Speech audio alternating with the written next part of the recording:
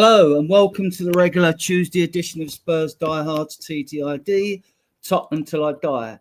Tonight we're going to do our best to steel ourselves and discuss this Ipswich game at the stadium, a defeat.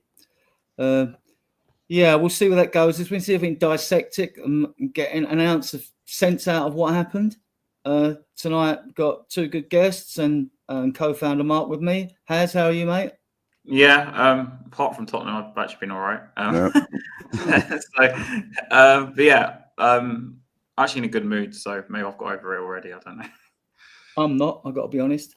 Cover, and how are you, mate? Absolutely spectacular. It was such an effervescent weekend of football. It was like parades all the time. I could barely stop myself from getting the ticker tape out, throwing it off the roof, and then running laps around the house this morning. It was amazing. Whatever you're drinking, can I have a pint? Right, Mark, how are you? We're on that conversation again after what we were just talking about. No. I just saw your name underneath the flip-flop alpha. Oh my god. Yeah. Flip-flop alpha. Yeah. Wow. Yeah. All is good. All is good, Adrian. Right, let's go straight into it then. Right, I'll start with you, Haz. This was the lineup. So prior to the game, was you happy with that lineup? Yes and no. Okay, I'm going to say what changes I would have done.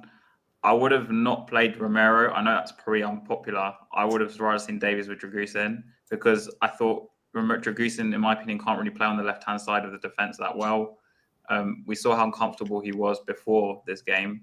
And I think Davies, for all the flack we give him, he actually does a job on the left. So I would rather have seen Davies with Dragusin.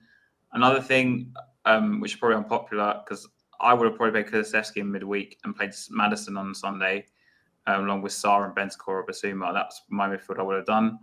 But obviously he didn't do that. He played Maddison midweek. So that's the only change I would have done. But this wasn't surprising because this is the team he's been playing for the past few weeks. Cove, was you happy with that team or?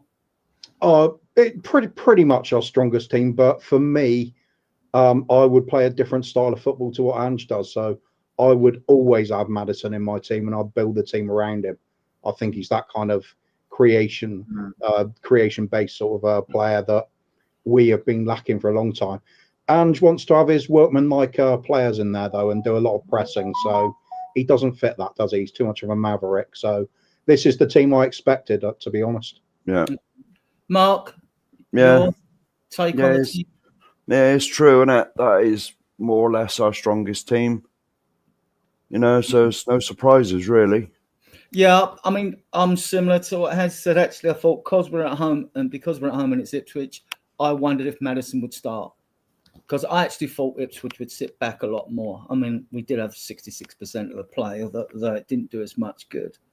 So does it feel like this has two defeats in one after the 7 changes made against Galatasaray? We were expected to walk this game, weren't we? Well, I think it felt worse because we rested players in midweek. So everyone was like, yeah, because we rested players, Sunday's going to be a lot easier. But for me, it was more just the fact that Marlon from Spurs King TV, I'm going to shout him out for this because I watched this short clip he did before this game. I can't remember where it was. Maybe it was on Irish Hotspur or something. He did a clip and he spoke a lot about momentum with City, ironically, because obviously City came to us and they lost in the Cup and they've lost, 3 games since then. So I think there is a point there where we didn't get anything against Galatasaray and then the momentum maybe shifted slightly. And then we go into the weekend's game, not really on a high, let's say. And maybe that played a part. I don't know. But it's not really 2 defeats in one. I mean, I was more annoyed with the Galatasaray result because I just want us to improve our away form. I was obviously annoyed with the Ipswich game, but that's more because I expected us to win. So, I don't know. I think momentum is a big influence on this, in my opinion. And this big up shout out to Marlon for that opinion. I don't think he's going to watch this, but... Well, Kova, momentum does build confidence, doesn't it? Absolutely. The trouble is we've got now, because of results over the last, this season and the third, as call it this season, we don't have a lot of confidence in these little runs that we go on. They don't tend to last long. And even when they do, and we had a nice little run of what was it, 7 out of 8 games where we won recently. You look at some of the opposition there, and you think it's not really a great win, that one, is it? Coventry isn't exactly a stellar result. When you look at the performance level, Karabakh, who gives a toss about them? They're not going to do anything. What was it? Azerbaijan's finest. Well, who are they? Don't give a toss about all that. So you look at the bigger results, and we had a great result against City. We had a great result against Villa. They're proper teams, and you put them away, it's good. So you build up a little bit of confidence.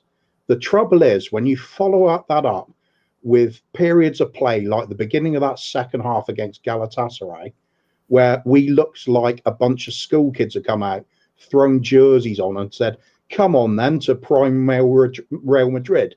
We're getting absolutely slaughtered there. There's a level below embarrassing, and we hit that level. I have never seen a performance like that from a Spurs team in my life. And I've seen some crap over the years. I've even seen us lose, 8-0 in Cologne in the Intertoto Cup, where we put out a team of rejects, and Alan Pardew was in our side, and we weren't that bad in that game as we were in this 15 minutes after half time. It was absolutely diabolically bad. And the thing is with this, I could have understood if we'd lost that first half, we got outplayed, we didn't have our full team out. I would have been okay with that if we just said we're saving players for the game on Sunday, making sure we win the league game. Fine. But you don't capitulate to the point where it's an absolute embarrassment to the club. 30 chances conceded. I've never even heard of that with us before. When have we ever done something like that? It's levels, absolute levels below what I'd even tolerate at the worst times of this club. There's professional pride comes into it. Some of the players and the manager, you'd think you'll have some sort of team talk and say, let's get this together. Let's shut up shop a bit and stop ourselves being humiliated here. But all we did was ride our luck to the end of the game. And you're going to get people that will say, oh, it was a sterling rearguard performance where we only lost 3-2 and we showed resilience. We showed no resilience whatsoever. It was blind luck. It was like roll up, take a shot. Players there could have been multiple players on the opposition with hat tricks. We could have been 10-0 down. We could have been 7 or 8-0 down just in the first half. And that was our good half. Oh, Jesus Christ. You then follow that up with you've saved the players for Sunday and your important league game, and go and put on a performance like that against Ipswich, who are, and let's be fair to them, cannon fodder and are definitely getting relegated. That could be their only win for this half of the season. And yet it's against us again. And that's on the back of that bloody Palace result where we're equally as bad, if not worse. So all of this goodwill and good feeling on this little run we go on, it's washed away and then some with these kind of results. I thought it was disgraceful. After 70 minutes, I turned off because there was no way in hell we were going to score a goal. We looked absolutely dreadful. There's nothing to take from these performances, nothing. And to say I'm Ange out, I always said it, not necessarily out because that would have been the wrong word. I would have said Ange is pointless. But you look at these, I don't see how you can justify keeping him on. I'd actually prefer Ryan Mason at this point. At least he'd try and put a defence out there. That's saying something. We will do the in and out Ange later. Curious, mate. Ange just destroyed Kuva. I can't believe it. Mark, embarrassing. That was on a few weeks ago. I put the flip-flop alpha on there because as far as I'm concerned, if the team does well, show them a bit of love. If the team disgraces themselves, you show them the anger that they are due. And I'm just going to stick with that. I'm a loyal fan if you throw me a bone, but if you don't throw me a bone, I'm going to take your leg off. So this team deserves absolutely to be slammed. Every single player on that pitch, and the manager, and the coaching staff, and the bloody chairman. The whole lot of them are culpable. But right now, you look at the manager because he's the easiest one to say he can do something about what's happening on the pitch by changing it, changing tactics, or having a team talk that says, we got to put an end to this. And I don't see any of this. There was nothing there. It's okay for an occasional dip like it, but it's every other game now. This is ridiculous. Who the hell are we? We Bolton or something that we're about to get relegated? No, we're Spurs. We should be doing better than this. Mark, lack of first half intensity, slow ball progression, lack of movement players. We've seen this before in many games. I particularly, because I sit up high and watch patterns of play. I mean, I was at the game, so it's worse for me. It's always worse when you're at the game, you lose. It's even worse if you're in an away game and you lose, but being at the game and losing, like, it you know, you didn't come out like doing cartwheels, you know. Yeah. Well, to be honest, it's like Coos has just said. All the players were rested Thursday for this alleged important league game on Sunday, and none of them turned up. It was absolutely... Well, we had this discussion on Sunday night. It was absolutely woeful. Absolutely woeful. It is, you know, I mean, with Tottenham, it's always like you take the one step forward, like when we beat Villa and City, and the good, two good performances, but then the few games after, it's like 2 or 3 steps back. It's never even tiptoeing, but you're tiptoeing forward. It's like one stride forward, and then a hurricane comes in and blows you back 10 yards. It's always been the same. Always been the same at this club. When we think we're progressing, it never, ever happens. It's like tiptoe, tiptoe, tiptoe, tiptoe, bang, and you get knocked back 3 or 4 paces. It's always the same. And well, to be honest, right? I mean, you mentioned we had 60% in possession in the game. 66. That's meaningless. It's meaningless. All these stats that come up, we had so much possession. It's meaningless. The only meaningful stat is what's written in the top left corner, or bottom left corner. Depends what stream you're watching it on.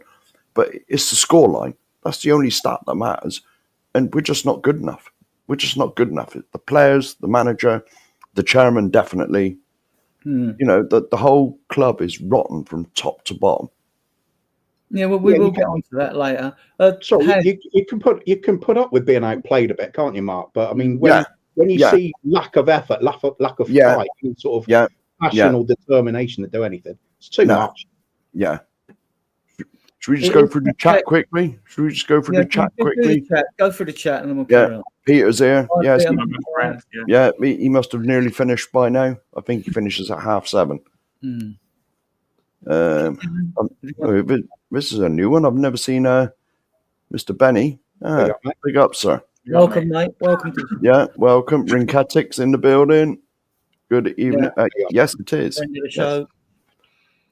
And then he's asking, what the hell is Toto Cup? It's a Toto Cup. He's a young supporter then, obviously. No. It was I a thing. don't know what it is anyway, Rinket. Well, it was like a European Cup, wasn't it? And it I'm not even. No, it was a. It was a qualifying thing to get into the UEFA Cup, wasn't it? Was it? I think it was. Was there something to do with league positions, Cooves? Yeah, and it was like for basically a nothing competition for nothing teams that finished mid-table. Like 8th or something, wasn't it? So, it was pathetic. It was absolutely ridiculous. I think the reward of it at the end, though, you got a UEFA Cup spot. Is that right? Yeah, but you had to play like 8 or 9 games for. Yeah. I think we played 2 teams at the same time because it ran in parallel with the league, didn't it? And that's when we got that spanking, that 8-0 or something like that. I thought it was a pre-season thing. No. You think of the what's that cup called that we won pre-season once years ago? Audi. No, not the Audi. We won another one, Peace Cup. The Water Cup, was it at Rangers? Was that it? Yeah, something called the Peace Cup once. Oh, I honestly thought the Intertoto Cup was a pre-season thing, but no, not. It's a European thing. Oh yeah, but it gave you a spot in the UEFA Cup, didn't it? And the only reason I know about this cup name is because when I first started supporting Spurs, like I used to spend all day reading Tottenham news. It's like when you spoke about Tottenham not getting to Europe until Joel came in, they spoke about the Intertoto Cup because they're like, Spurs had to spell an Intertoto Cup or something years and years ago and something. And then yeah. Right. So Queen Ellie's here. Good evening, miss. Are you feeling well, Ellie? Yeah. Get well soon, Ellie. Mr. Phillips, Joe. When we play teams, how turn out and play football, We do okay as soon as we come up against teams who play. Yeah, we're bullied every game. Yeah. That's a strange one, though, guys, isn't it? Because any of you can take this. Because we weren't bullied against Villa and we weren't bullied against Man City. I mean, well, we were in a way against Man City because they pushed us back. That wasn't tactical sitting back. We were pushed back, right? So, yet we let it happen against. Don't want to be disrespectful to Ipswich or other teams, but let's say teams that don't have nowhere near our resources, and we let them bully us. It's ridiculous. Yeah, absolutely. Lily-livered bunch of cowards. I'm going to use the word cowards. As soon as they're actually put up to any kind of test, they fail. Yeah. So head back to this if he's finished the chat. No, I haven't. All right. No, Ellie and killed Cooper. Yeah, but so have other managers as well. Yeah. It's this club, Ellie, isn't it? Yeah. Yeah, absolutely 100% Ellie. I'd rather be doing that than watching some of these games. Yeah. Audio artisan in the chat. All right, audio. Good evening. Yeah. Good evening, mate. We signed Alan Pardew just to play in. Yeah. Is that true? Yeah. He managed. Okay. I think he managed the team, didn't he? Yeah. Just a harmless potato. Good evening, Spurd. Good evening, Spurd. And Joe Phillips again. They play for when they don't have to rush. Yeah. Absolutely 100%. Yeah, that's 100%. And Peter saying hello to Spud. That's it, Adrian, for now. Oh, sorry. That's all right. Okay. No, this lack of first half intensity, we've seen it in more than one game now, and the slow ball progression and the lack of movement of players. I mean, what are our coaches doing? You know?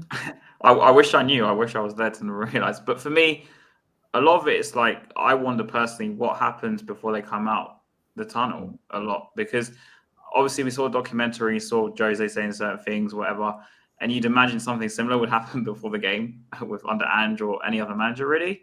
But for me, if you look at the stats, apparently we've conceded 13 or 15 games or something at home. We've conceded first, which is crazy. We won 9 of them from behind. It's a really bad statistic. But to me, it's just like I remember under Pochettino or Redknapp and stuff, the first half at 10, 20 minutes, sometimes most of the time we'll come out playing with purpose, right? I always go back to this Fred, playing with purpose. When we have the ball, a lot of the times I look at us and I just don't think we're playing with any sort of purpose. And I go back to the possession stat, because for me, most of our possession is in our own half, if I'm being honest, playing it between the two centre halves or like just around their box and not inside their box. So it's a lot of it to me is just there's clearly something's been said or not been said before the game by the manager. This is just my opinion, by the way. Also, I don't know. I'm not there. Because when we play well in those 15-minute spells, obviously some form of coaching is working in some way. Like it's working in some way. But to me, a lot comes down to the players' just view of the game, maybe. Because like Ipswich, for example, they're thinking, like Palace away, turn up, we can just win the game. The club complacency as well. But I just feel like they're just don't seem motivated. That's the only thing I can say, because if I was a player playing under a manager, I'd imagine get like a really aggressive team talk before the game and say, guys, go out there and fly out the traps. And we just don't seem to do that in 99% of our games I've seen under Ange, to be honest. Apart from the first 10. Cove, I mean, if I go back to 1967, prior to going out to a game and Spurs in a cup final when it beat Chelsea 2-1, you know, Dave Mackay's standing in a nude singing Scottish war songs, right? So that's the story that come out, you know, which is a lovely story anyway. There's lots of stories about Mackay.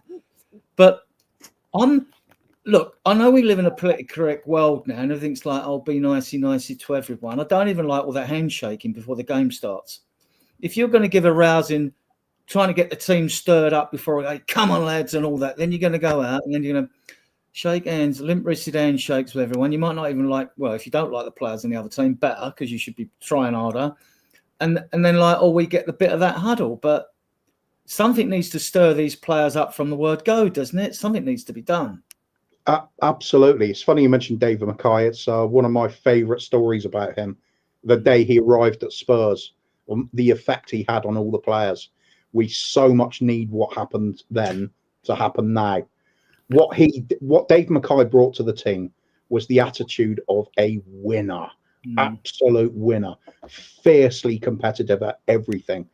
Players were saying about the fact that when Dave Mackay breezed into the club, everything changed. You had to win at everything. You couldn't even have a game of cards amongst friends without having to win it.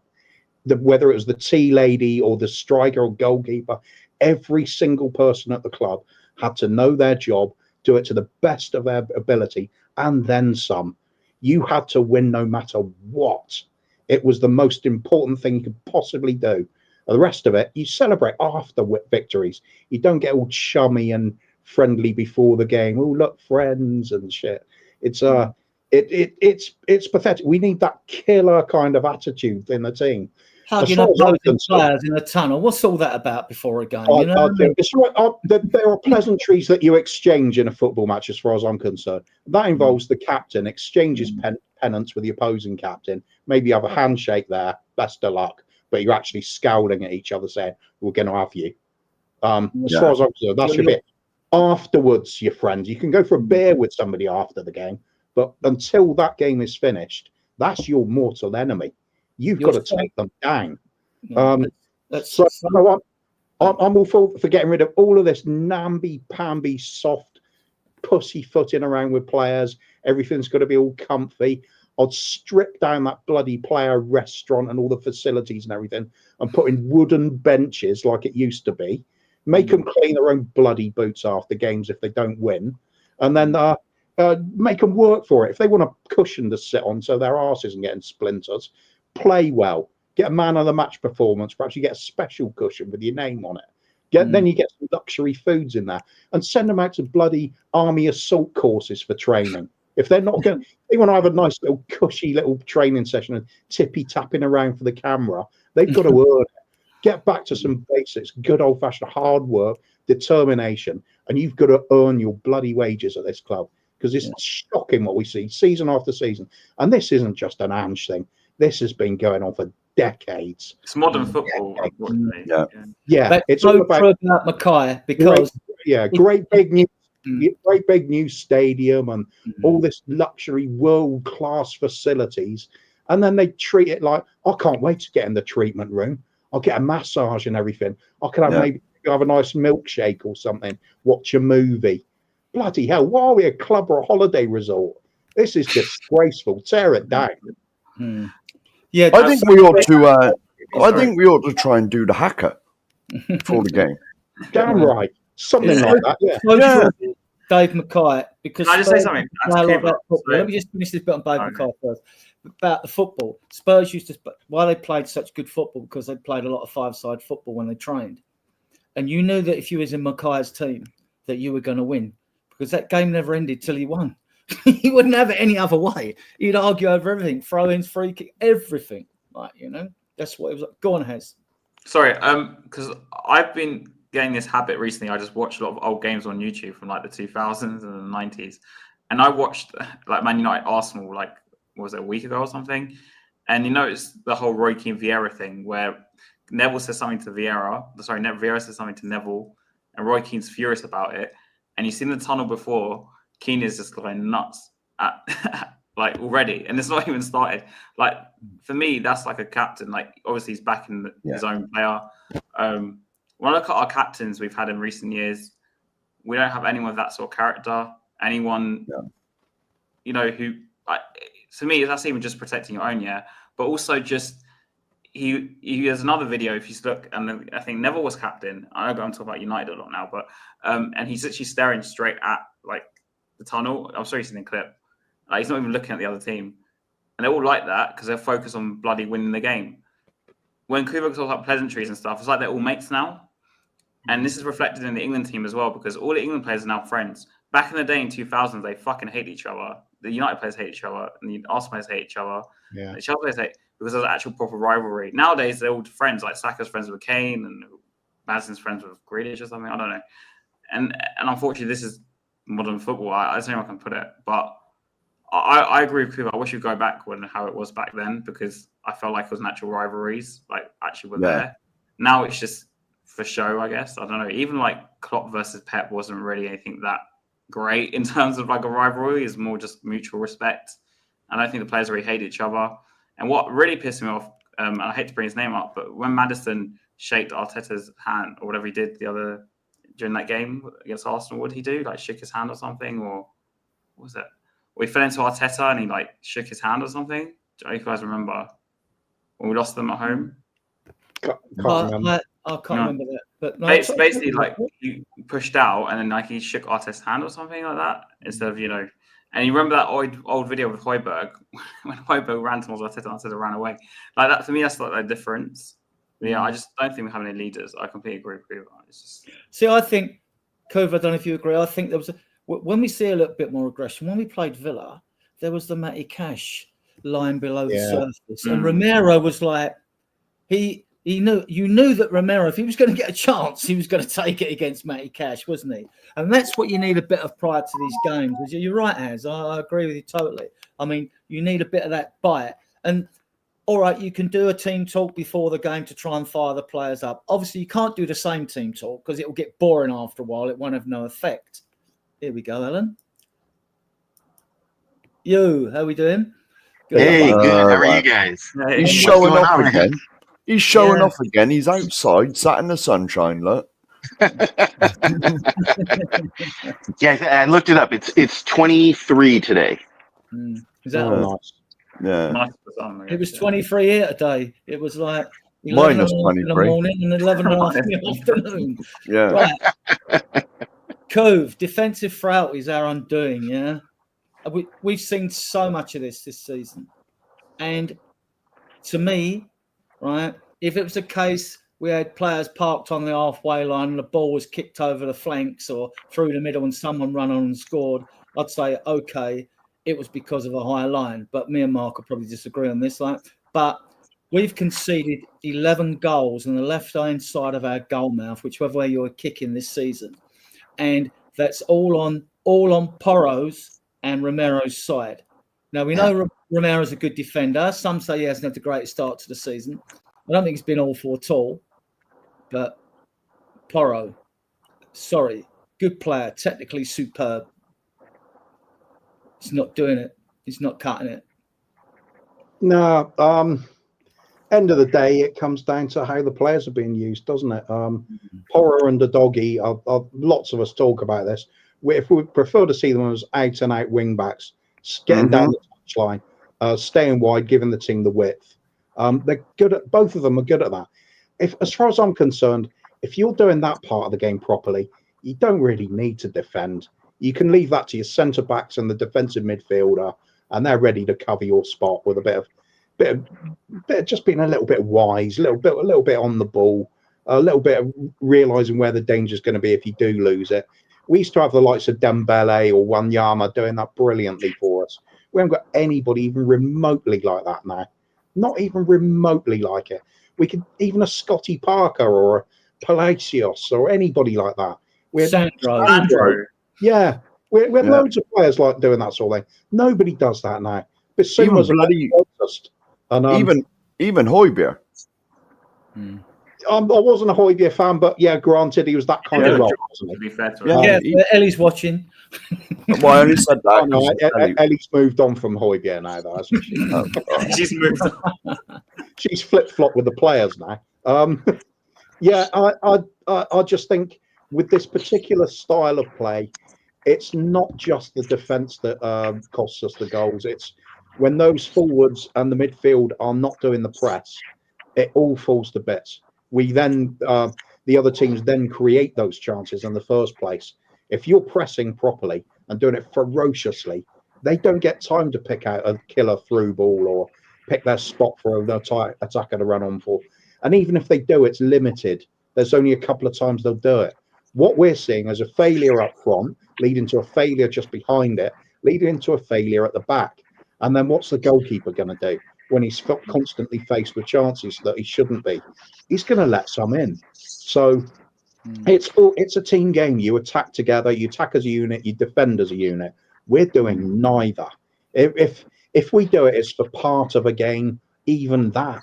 It might only be for a 20-minute spell, and we'll get a few Yeah, goals. The consistency, there's Sava's favourite word again, but the consistency is shockingly absent. And I don't see it getting any better with the team. You getting last season you'd say, oh, perhaps there was only 5 or 6 minutes in a game where we did this, and this season, oh, you get a good 40 minutes out of them doing it, and then the next half won't be the same. But that's a hell of a long way short from 90 minutes, isn't it? So we're actually worse for more of the game than we are good, and I do not see that changing. I really don't. I wanted to get behind Ange. I desperately wanted to get behind Ange. He was the breath of fresh air, the shining light coming into the club, and he's just fizzled out already. I just don't see anything worth it. Mark, we've seen the best and worst, haven't we? Because the press against Villa was absolutely superb. I don't think I've seen it better. And Solanke suits the system so well. You know, I mean, and then all of a sudden, without reason, it's gone. Yeah, and then like it goes. I mean, have you got any ideas, or just baffled? I can only say when we start off like it, you've got to question what's going in the dressing room. As far as I'm concerned, a manager's primary job: pick the team and then prepare them for going onto the pitch. If they're not fired up and pressing their socks off from minute one, when your entire team strategy is to press in their half, and you're not doing it, you've got to question what's being said there. Is that down to then Ange, or is that down to we've got a bunch of players that won't even respond to what the manager wants? There is something going on there that I'm not happy with, and you can see it in the performances. It's not one-off, is it? It's a regular thing that happens to the club. For every good game we have a dreadful one, and it's just not going to get us anywhere. This is the 90s again. It really is, except for I don't see a trophy chance in this, where we won 2 in the 90s. Alan, well, against Aston Villa. Yeah, go on now. Sorry, against Aston Villa, we did a lot of counterattacking in the second half, which is when we came alive and scored 4 goals. And in the first half, we weren't really doing that, and we scored nothing. So we've done that before. When suddenly the team starts to counterattack, we come alive.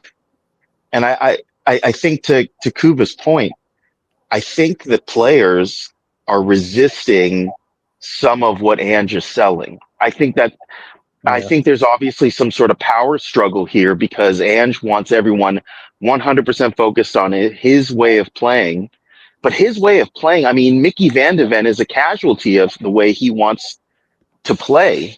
His poor hamstrings, because it requires speed like Van de Ven's and explosiveness and constant attack, and it puts a real drain on our defenders. I think that's partly, you say, defensive frailties. I don't know that what Ange expects of our defense. I don't know that any defense, maybe Real Madrid, maybe Liverpool, I guess, may be able to handle it just because they have the personnel who could follow through with it. But short of that, I don't know that it's possible for teams in this league to really do what Ange is looking for. And I got a feeling that's why the players are kind of pushing back. And I don't know that, because I've heard like James Maddison's got an issue. I don't think it's James Maddison specifically. He's a part of the leadership. And I think the leadership group has probably come to Ange with grievances or issues that the players as a whole have. And I think Ange my guess is probably like, well, look, you guys haven't been doing what I need you to do. So where's the validity in the argument? If you're not willing to try 100%, then you don't know if it's going to work or not. But I think the players are experienced enough to say, look, what you're asking is more than what we can deliver. Having played team sports, I know when you feel like a coach has expectations that are just so high, and you're like, look, we're never going to make it. It's beyond pretty much everybody, except for maybe the teams that pay the highest salaries, that get the best players. and I bring up like Real Madrid because, they have this unreal front line and a great back line and pretty much everyone on that team is world class. And maybe that would be able to handle Ange style play because they're at the peak of physicality, they're at the peak of their game, and that's probably what it would require. And they're probably frustrated with Ange because Ange is expecting them to do something that's just not possible. That might be a failing of Levy, bringing in the wrong players, bringing in a lot of young players who maybe in 4 or 5 years would be able to do that, but that's not what we were sold. We were sold kind of a guy who in his second year wins things. So there was an expectation created for the fans that, again, you kind of feel like you've been lied to a bunch of times, but you keep believing it, right? Because Levy does the same thing over and over again. Yeah. Seems like he sells you a coach and you're like, oh, you're going to do well. And then you don't do well. And then he fires them. And then he finds another coach and they go, oh, this is going to work. But then you don't get back. And then the coach leaves. So defensive frailties, I just don't know that Mickey Van de Ven, Romero, Dragishin, Destiny, and Pedro Porro, maybe Mickey Van de Ven when he's healthy, but I don't think the rest of them. And I agree with you, Adrian, that Romero is most likely our best defender overall so far this season, at least.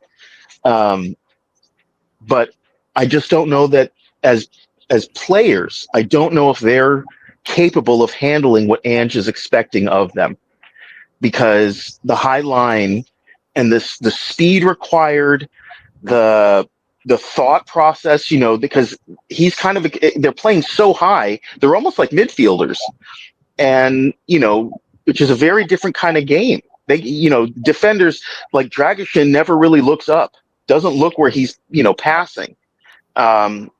Why should he? He's a defender. He's not really doing that. He's just to get the ball away from the goal.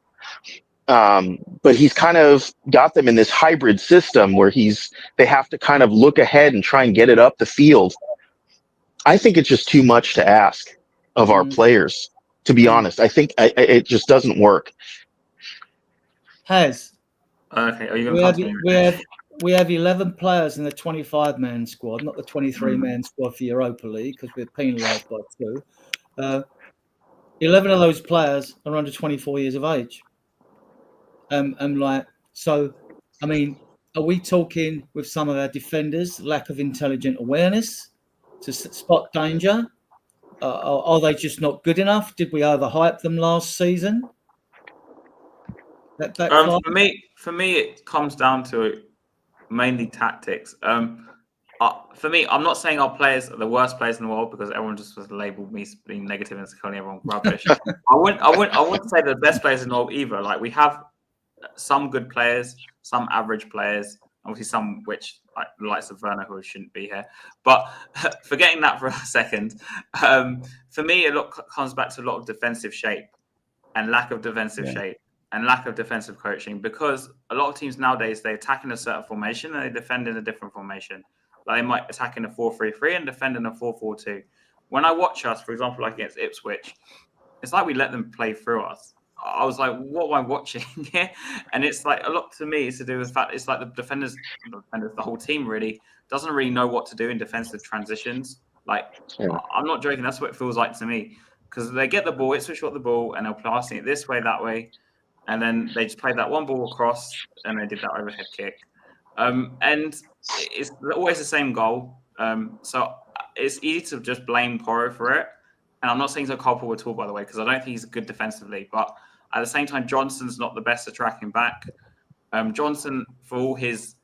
I criticise him a lot, and he has got a few goals this season. But in terms of where he is in this system, it doesn't even suit him, because he likes to come in field.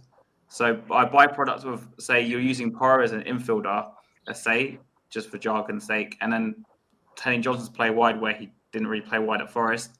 And on the other side, you've got Son being forced to play wide, where if we spoke with Son 2 years ago, he could have done it.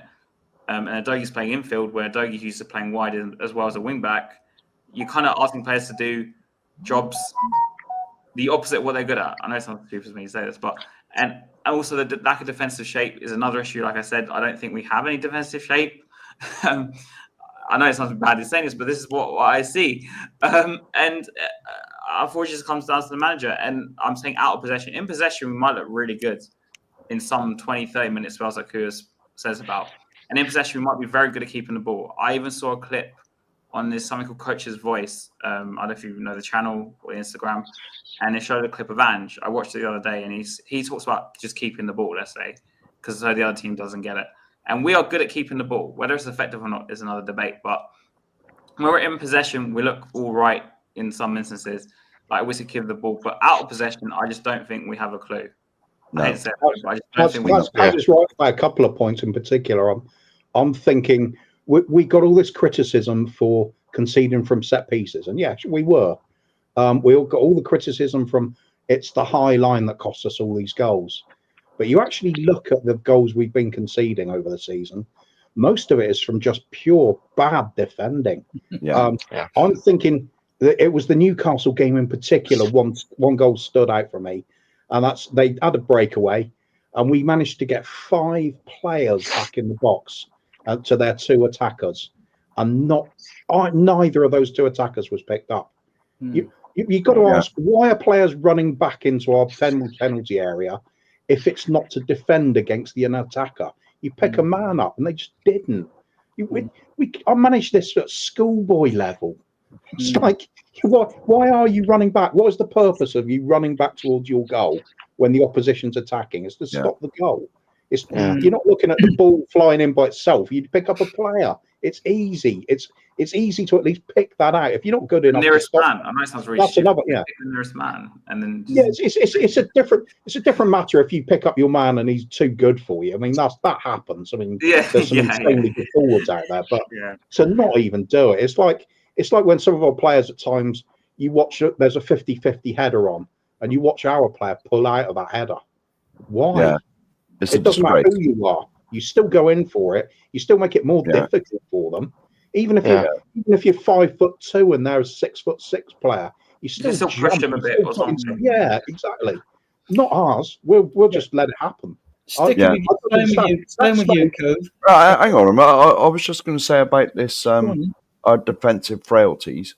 Right now, if you notice, the 2 games that we all talk about, we all big up, is Aston Villa and Man City.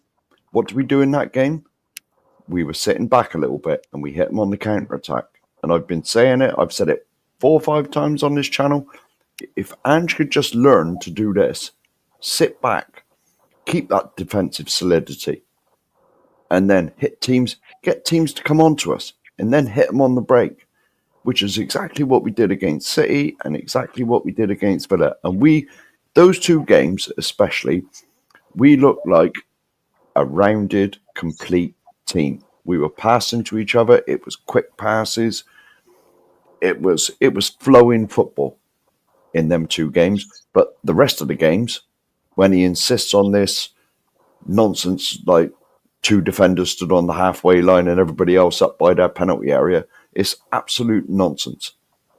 I have more of an issue with the inverted fullbacks, and this. Well, is yeah. My opinion, because all of it. Yeah, I know, but these fullbacks, right? They're running from like the territory they're running from is really bad to go back into a defensive area because they're coming the field like a diagonal run. Okay, so if you play as a normal fullback, you won't just make a straight run, but they'll probably been asked from playing as a number 10 for like say half the game. Yeah. In the other half, you've got to sprint back like a madman to try and get into an area to cover a spot. Yeah. The last thing I'll say about the defense is you got to remember our 2 fullbacks are officially wing backs. They're not actually. And I've said this 4 or 5 times on this channel. I've said this 4 or 5 times on this channel. Right, it's the same old problem. It's square pegs for round holes. Instead of getting 2 fullbacks, because let's face it, wing back and full back is 2 completely different things. Yeah. As a wing back, your main job is going the other way. it's not really defensive because you've got your back three, and anyone with half a brain would play a number 6 to slot in. You know what I mean? I know Ange don't play a number 6, but they'd have a holding midfielder that would fit in. Yeah, that would drop in and help clear up just help the defense basically. But our fullbacks are wing backs, and that doesn't help. Told to play as number 10s. It just doesn't make any sense. Yeah. Fullbacks, number 10s are sort of the same thing. I'm expecting Paro in goal next week. It's not like it can't pay off because you look at Poro's goal this season where he was in an area where I wouldn't imagine someone like him would be.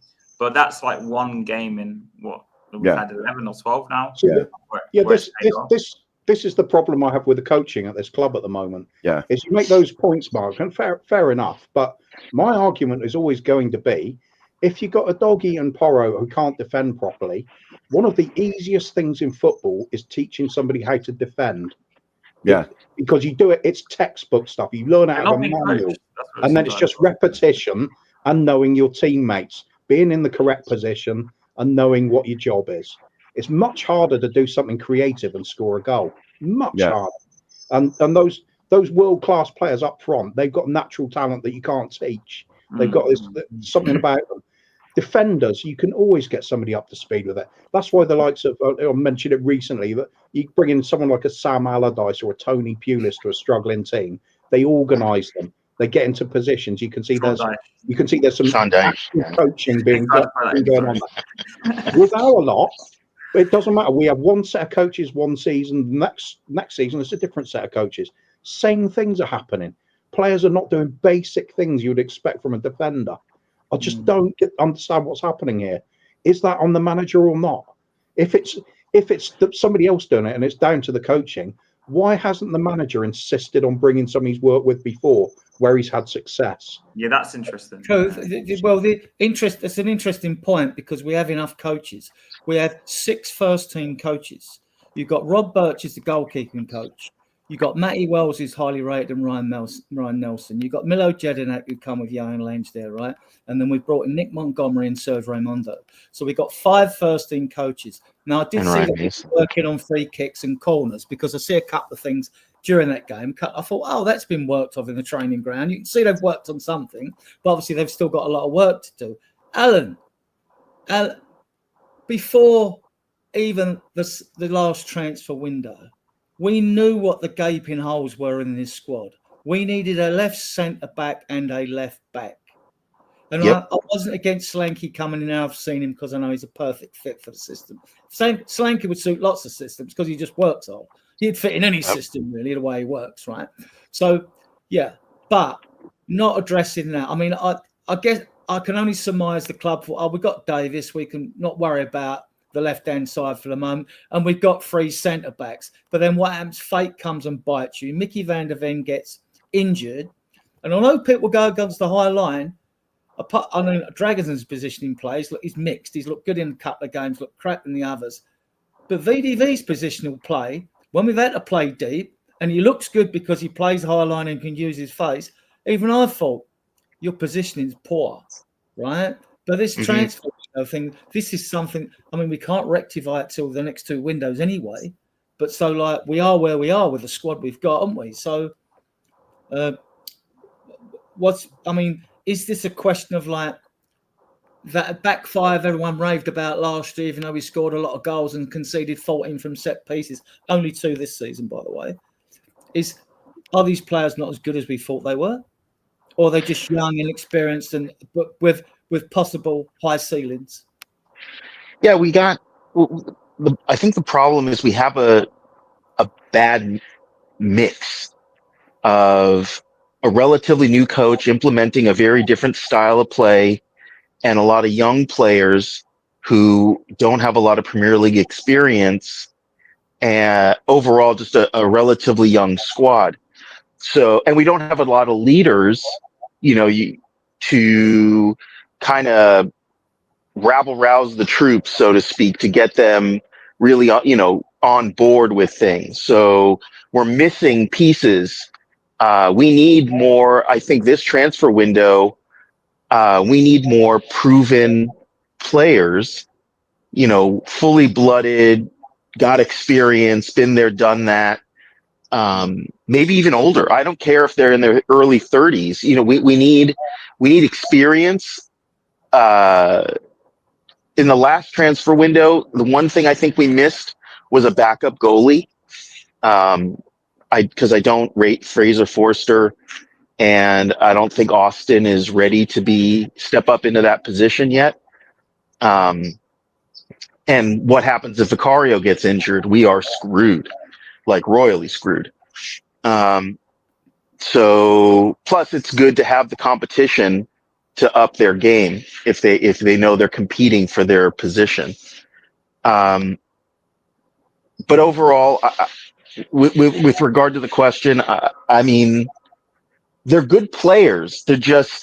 Many of them are relatively new to the team, relatively new. The young ones are still green, and we're asking a lot of them. We're asking a lot. So with Ange's system, and Ange doesn't strike me as the kind of guy that likes to have like a suggestion box around. He's not someone that seems like he's willing to take not just criticism, but even recommendations or anything like that, or suggestions. He seems very hard-headed that he knows what's best and everyone just needs to fall in line. It's kind of how he acts with the press. He's very curt with the press. He doesn't like to be questioned. And I have to imagine if he's that way with the press, he's probably somewhat that way with the players. And, there's only so much of that at a professional level where the players are going to push back at some point and say, look, I'm a highly paid player here and you're treating me like I'm, not. And you're expecting things at this level, they're so broken down for their stats and everything like that. It's like, look, you can't turn Brendan Johnson into Mbappe. You can't turn certain players into something. You kind of just have to work with what they have. And I think that in this transfer window, we're going to need experience. Yeah, we're definitely going to need experience for a multitude of reasons. Can I ask you guys something? Because I know Adrian's had this opinion like all season in terms of like Ange has adapted in certain instances where he's pushed, say, Son further in and Udogie further wide. In light of Alan's opinion, right? I'm just asking you guys, do you think this was then Son doing it himself with Udogie, or do you think this was Ange's choice? After what discussions we've just had, literally for the past. I don't know the answer to that, and I actually did see both. No, I'm asking everyone, not just you. Anyway. I'll agree with Mark on this one because I actually did see at the stadium both the fullbacks did invert during that game a couple of times. I see that was nonsense, right? So I did actually see that, and I know it's to create more attacking opportunities, but they didn't happen, did they? The only chance we really had was when Sonny did put that good through ball through to Johnson very early in the game, which he just couldn't poke it in the corner. And apart from that, we had the Son shot, which was palmed over the bar by the goalkeeper, and Solanke's shot at the goalkeeper's legs, and that was about it, wasn't it? Really, I mean, so that was it. No, I'm just asking whether you think that Son, because obviously he's a leader person, especially because I look at Son's side in some games, he naturally wants to play inside because that's what he's been taught in the past 10 years. Basically. You can tweak areas of the field, and Udogie's by the byproduct, he's gone further wide. And you can change the system as much as you want, right? But poor defending is poor defending in any system you've got out there. And the goals we've given away this season, some have been an absolute joke, right? The thing is, Adrian, I don't think we've got any defensives. I don't think we've got any defensive system. No system, even. But see, this is why I always compare Ange to Poch, right? Because Poch got us playing some of the champagne football, as expressions used to say. He got us playing some of the best football I've seen this team, the club, play in my lifetime, right?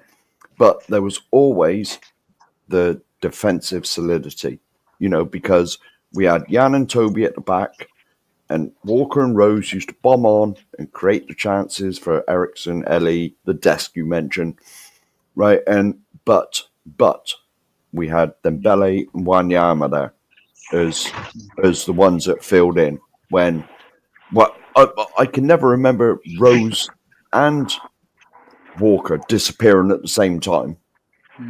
You know what I mean? One of them used to go up. Maybe one of them had sort of hang back if Walker went up the pitch. Well, Rose would hang back. Rose would hang back.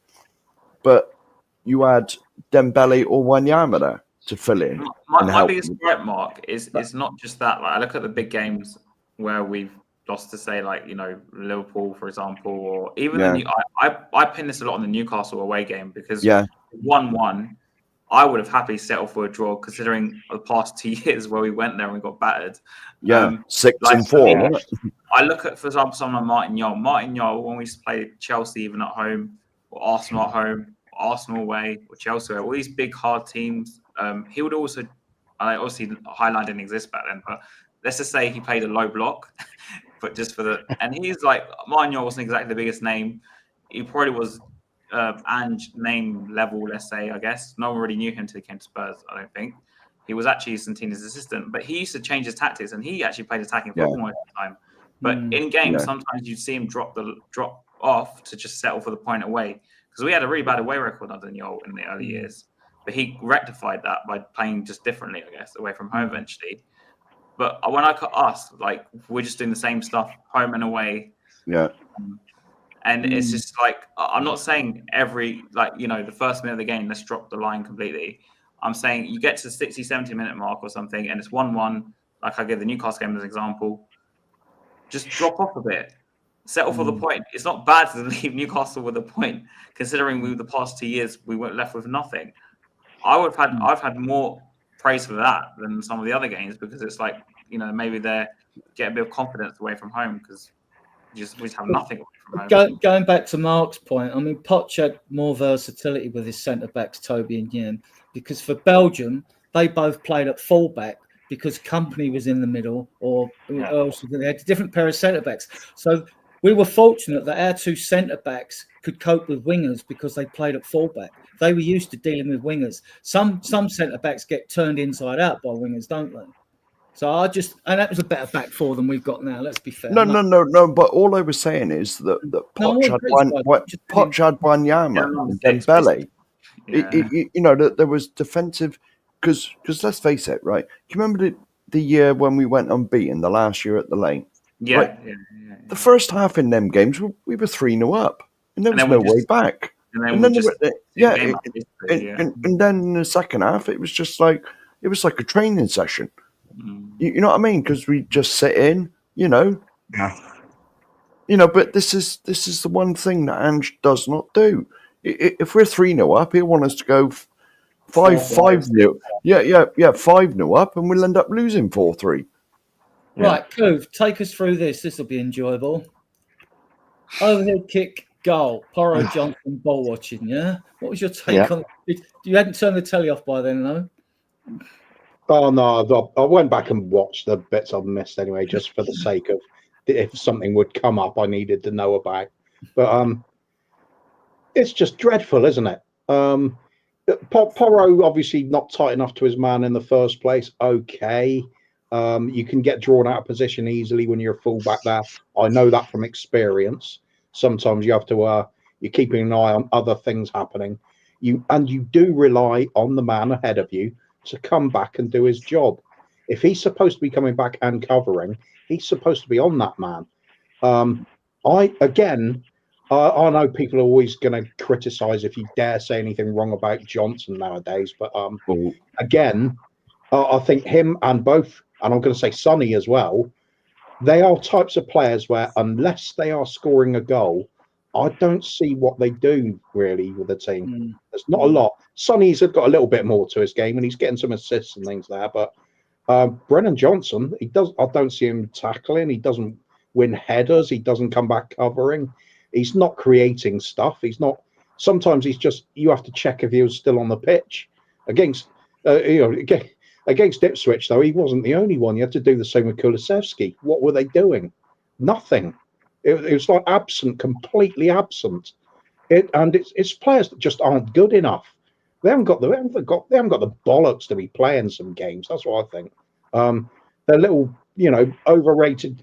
Some of them are just totally overrated little players that have achieved nothing, but they get bigged up to extremes just because they pull a Spurs shirt on, and then we expect the team to win things in the meantime. It's not going to happen. Mhm. You've got to call out some of these players. Yeah. If you're going to pull on the shirt, grow a pair. That's it. Otherwise, you're not good enough. Well, one of my You have arguments. Cooper in the dressing room before the game. Sorry. Well, Yeah, exactly. It needs that sort of talk, doesn't it? Cooper, that's always been my argument when people come back to leaders, because leaders were different back in the day, as we know, right? But my argument is when they talk about motivating players, and I've always said, yeah, I get the conversation when fans go at leaders and all that, because when things go wrong, things are looking like here, there, and everywhere are trying to find a solution or an answer to the problems. And every time we lose a game, we get the leaders gets mentioned again, things like that. And I've always been one, like, having watched successful Spurs teams, and when they mention our captains of the past, you notice they're always captains of winning teams where the players all did their jobs and they all won trophies. So that's too easy. That's too easy a non-solution in my opinion. In my opinion, those conversations. Yeah, sorry. Let me just finish the thing. If you can't motivate yourself to play for my club on that football field, but someone else has got to do it, get out of my club. Get out of my club now. Because you're Peggy Mitchell. It's Peggy Mitchell's turned up now. Get out of my club. we have had this sort of conversation in recent times. Basically. Have you seen his pre-match? Yeah. Sorry, yeah. I was going to say it was kicked off by Graham Souness recently as well, wasn't it? By saying about players have got to be their own captain, and you shouldn't need a captain, or in some respects, you practically don't need a manager. They just pick the team. You'd expect them to go out and do their job. But we've got to also accept that, especially in the modern game now, in my opinion, I think captains are needed more than ever, because you do have players that do not have that winning mindset, and they need a bloody good kicker half. And if they don't respond to a kicker by coming back with aggression and a willingness to prove you wrong, then they haven't got the right mental attitude to play the game at all. Do you think then, Coof, that when we go and look at these players on video, when we scout them and we get all the data analytics, then we scout them, we should also do a psychological profile on these players before we bring them in, so we don't get some with an attitude like Ndombele? Yeah, I would say do away with all this absolute data-driven bullshit and just go out, get proper old-school scouts that know what they're looking at when they see a player. You don't need a computer analyst to tell you who's good when you go out there and you can see somebody who plays with a bit of fire in their belly, someone who takes on a bit of responsibility of the team, rolls up their sleeve when the going gets tough, somebody that without having to be told to do so will pull players out in and have a word in their ear and sort shit out. We don't have any of that. There's nobody at this club that does that, including the manager. I bet there's not an analytic for that. You know what I mean? That ain't going to be one of the stats, is it? Where's the stats for things you haven't done? Yeah. It's not going to be there, is it? No. Alan, what was your take? Oh, go on, Karen Cove. Finish first, and I'll go to Alan. No, I'm pretty cool on that, except for saying I just think the whole setup stinks at this club. Yeah, I've got another theory I want to put to you guys later. Alan, what was your take on the goal then? I haven't seen a skill goal like that, I think, because I primarily watch Spurs since maybe Lamella's Rabona, maybe which was awesome when he did it. But it's a little embarrassing, I think, because it's so obvious. I mean, either he was so captivated in the moment that Romero just kind of stood there and watched that thing happen, or he's just clueless about where he's supposed to be. And Romero seems like the kind of guy that knows where he generally is supposed to be, but he and Porro both. Well, I'm sorry. Yeah, it was Porro. Porro was ball watching. That's not the only time. So was Johnson. Yeah, but I blame Johnson a little less because it was so close to goal. Johnson really wouldn't have been there, but Porro should have been there. And Porro does a lot of ball watching. He did it against Galatasaray too. Did a lot of ball watching. He's got little defensive nous. When you look to Brighton, the cross came across to your doggy, you faffed at the ball, but Porro missed a tackle there, right? Yeah. I've seen quite a few times we've missed tackles and balls have come in like that. He's made good tackles as well, let's be fair. Oh, yeah. I think it was actually there was a worse incident against Man City, and it wasn't Porro involved that time. It was when Archie Gray, he saw a player come past him unmarked, and he did what. Nunes? So he did what I think a lot of players would naturally do and just go with that player because he's unmarked and he can see that the other defenders haven't seen him. But behind him, it left all that space, and nobody came into that space to help out. And that should be a natural instinct. Even back when we had the great side in the 80s, and you'll remember this very well, Adrian, when we're talking about the Tony Galvins or players like that, they'd still have the sense to, after doing their attacking work, they would track back a player that they saw was clearly unmarked. It was just, you didn't need to explain this to players. It was a natural thing. You help your team out at all times. It's gone at the moment. I just don't get it at all. Is it mindset of players? Are we getting the wrong type of players in, or are we just such a cushy little club where everything's so fluffy and happy that you don't need to put the shift in anymore? It's embarrassing. Are we weaker on the right side with Porro and Johnson? I'll give you a theory after this. Oh, okay. For me, I was more concerned with how easily they were playing around us before the goal. Like, it was just too easy. Like, it's just like, here's the ball, just play around us. Like, there was no reaction from the players to try and win the ball back when they were in our half. There was no desire, no aggression, nothing. It's easy to just pin all the blame on Porro and Johnson because you're right. You know, the majority of our goals we conceded were on that side. But at the same time, the cross has to come in from the other side as well. So for me, it's a team thing. Like, they're not defending as a unit. So we phrase that words. They're not reacting to whatever's going on. Like, they're not being proactive. Defenders are not being proactive. They're standing there like a standing danger before it happens. And I'm not just the defenders. I put on all of them. Like, I was watching the game and I was thinking, what are they doing? Like, because you could see the goal was happening. My dad uses this phrase in Greek, but I'll just translate it to English. You could tell the goal was cooking, right? The move they were doing, like, you could see something was about to happen. And it's the players were just watching it happening. Like, we were watching it happen as fans. And it's just like, there's no reaction from the players. There's no proactivity, as Adrian says. It's like they don't have an idea of what they're supposed to do. And that's why I say it's lack of coaching, lack of shape, lack of the tactics defensively. Do they even do any? I'll go back to what Dyer said. I just don't see it. I hate to put it this way, I just don't see it. And it's just reflected in the way the goal happened. I'm not saying you're wrong with the argument that you're probably going to pin to me in a minute, Adrian, but for me, it's a team collective. Like, just the non-reaction has just really pissed me off with that goal. I wonder if Andrew's noticed what I've noticed. If I'm wrong, people can correct me, right? Alan, I've noticed in games when Romero picks the ball up. Now, I'm at the stadium, so there are times when it will look to you that he's moving the ball slowly, but a lot of the time I'm seeing the whole pitch. No, there's been no movement in front.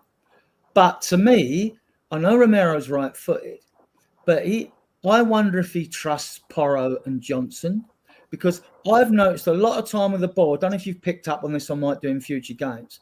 He tends to look for the forward pass in midfield if Basuma don't come and pick it up, or Bentancur or Madison or whatever it is. Or it goes out to the left because that's where Sonny's going to be anyway, and it will go out to your doggy on the left. And I'm wondering, we've conceded goals. He's an experience. Look, to me, he's our best defender by a country mile, right? And I really believe that. Others will disagree. Fans like VDV because he's sexy and he's quick and all that. But VDV has got to learn, right, to be confident on the ball, not always want to turn around and give it to Porro on the right, because that becomes predictable for other teams that players. He's got to learn to progress the ball forward himself more. Whereas all the time giving it to Romero to progress the ball, not Porro. Do you think there's an issue on our right-hand side with Porro and Johnson? I do. Well, yeah. I think, and Haz was kind of pointing it out. Johnson doesn't track back very well. And as opposed to on the other side where Son kind of sometimes does, Destiny kind of pushes up pretty far. So does Poro. And I think Poro he's fast, but I don't think he's fast enough. Our wing backs, whatever we want to call them, they're doing so much. They're doing so much running. And I think on the right-hand side, it's who you putting here in midfield to kind of link the play, because Johnson's not going to come back. Poro's going to be way high. It almost forces a midfielder to have to drop deeper than them. And it's weird. But Poro, I think, when he first came, he wasn't very good, right? Remember, he was giving away balls and everyone was just slating him because we felt like he was awful in defense. And then he kind of picked it up, I think, at the end of the season. And then the next season, he got a lot better. He had a pretty good season last season. But this season, he's kind of showing like he used to show when he first came to Tottenham. Yeah. And I don't know what that's about. But I think we need to – I don't know if Jed Spence is necessarily the answer, but I think Poro needs to feel like his position is in jeopardy. He can't be no worse, can he? He certainly can't be no worse, can he, Jed Spence? Exactly. And as chairman of the JDL, the Johnson Defence League, I would just say that I do agree Johnson will score a goal, but then he just completely evaporates. He just goes missing. He goes missing for the rest of the game. Yeah. You know. Anyway, Adrian, we got a question here. Just a quick question from the Spurs Dan list. Big up, Dan. Do the panel and everyone in the chat, the players are fully behind Ange anymore? Oh, sorry. Do the panel and everyone in the chat believe the players are fully behind Ange anymore? I certainly don't. I look at players, especially like Romero, and I think is the effort going in that suggests you are playing your socks off for your manager, and I'd have to say no. I think we have got some players that are coasting. They're waiting for other players to make something happen for them.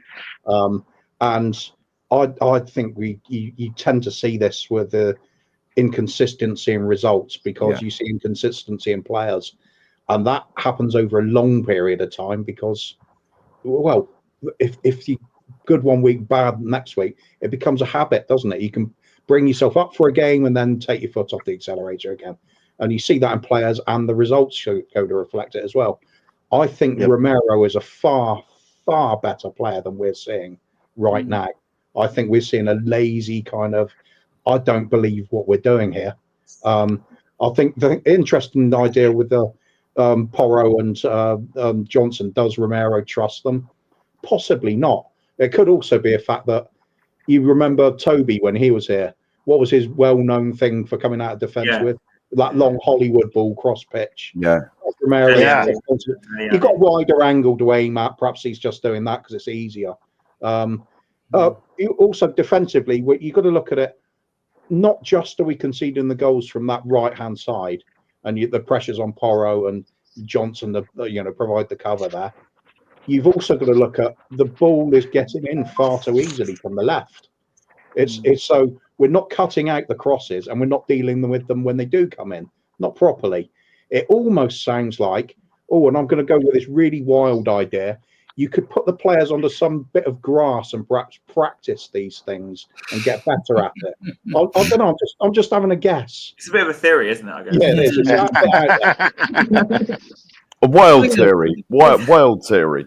With when they do invert, when they do cut in, I'll defend Johnson on a little bit here, because if Poro's cutting in to make to sort of a 10 position, then Poro's out on the wing. Instead of where the fullbacks going forward, like you had the Neville Beckham system where they overlap and you get overloads down the right, this is now not happening, because what's happening is if Poro is getting the ball, well, then Johnson gets the ball, you'll find him marked by two people, right? And he's turning back and cutting back inside. Whereas Porro's job should also be getting overloads down the left.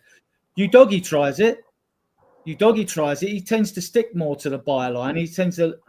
I've seen him invert, but he does tend to sort of like, right, the left hand side's my powerful trench. You know, I'm going to go up and down, up and down, up and down. Fantastic energy on the player.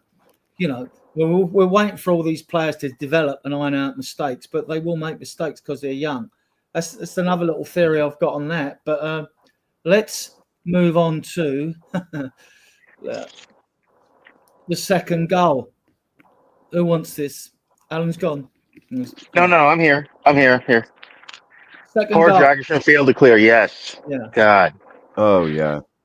Well, I mean, to isolate this, it was just representative of how we were playing pretty much on the day.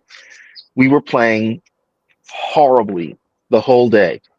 The only highlight, I think, was Lolo's header into the goal. I think that was pretty much the only spark that just never caught fire, in the game. I think Dragic is kind of lost. You notice how he plays whenever he's got the ball, he looks lost. Kind of like how Brendan Johnson, but when he didn't have his confidence, the way he looks, his eyes are really wide, and he kind of looks around, and you're like, man, does the guy know that he's on the pitch? He looks like he doesn't know where he is, and that's exactly how Dragic kind of looked, like he has no clue of what he's really supposed to be doing. My guess is he's probably getting conflicting info because you've got leaders like Romero who are probably just going to do their own thing because they're very strong-willed, and they're like, he has a pedigree behind him. Look, he's a World Cup champion, and he didn't do that by accident. He did it because he was a great defender for his part on the Argentinian team. But Porro's been ball watching. I said it before. Porro's been ball watching a bunch, and I don't know if that's a consequence of him having to do so much running, where by the time he finally gets to where he needs to get to, he's just waiting to react to see what happens, and then it just looks from our angles on at home that he's ball watching. Or maybe you can tell me because you're at the games, is he really just standing there watching it all unfold and just not doing anything? But I do think that Dragic isn't ready. I would say Dragic isn't ready for first team football. I just don't believe it.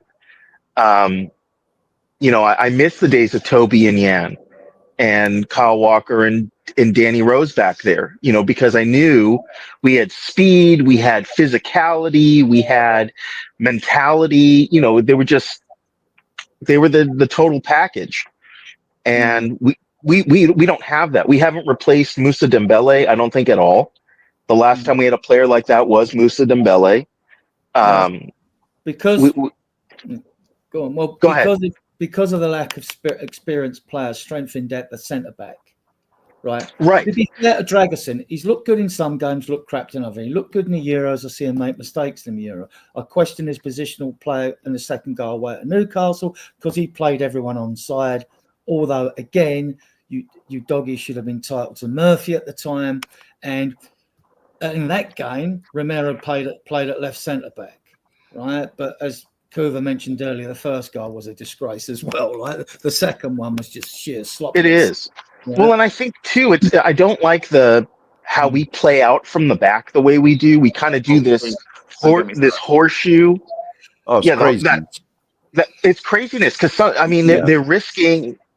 Sometimes I'm like, well, even I reference my wife who has no clue about football at all, and she's looking at them and she's like, "Isn't that Tottenham in those white shirts?" I'm like, "Yes." She's like, "Why are they passing back and forth in front of their goal?" I'm like, "I don't know." Yeah, cool, Alan. We were always taught never play the ball across your box. Literally, no square. Yeah, literally. Right. What gets me with them playing out the back is whenever we sort of pass it amongst ourselves. Whenever we pass it to someone, they've always got someone on them. You know what I mean? The amount of times when you'll see, say Romero or the one next to him in the defense, and they'll pass it to, say, someone like Basuma, and he's got a player or two next to him, and you think, what are you doing? Yeah. Why have you given him a ball when there's someone stood right next to him that's going to challenge him immediately? Yep. In the because the likelihood of a turnover is very high. You know, it honestly it scares the living daylights out of me. Yeah, I get that when you make one bad pass, pick the wrong choice, playing out for the back, you can end up one of your players stuck in a cul-de-sac and surrounded by. Well, it seems to be like that all the time. That happens. We know the reason why all teams play out the back. They don't want to kick it long because then you're playing percentage football and it's 50-50 whether you win the ball back. Actually, it's less because they'll have more defenders back from you. This is why you play the high press, isn't it? The whole idea of the high press is your wingers mark their fullbacks, your centre forward marks their two centre backs, right? Your fullbacks mark their wingers, your midfield press their midfield, and you force them to kick it long, like Villa did. They kept kicking it long and they couldn't win the second ball, and we kept recycling and going.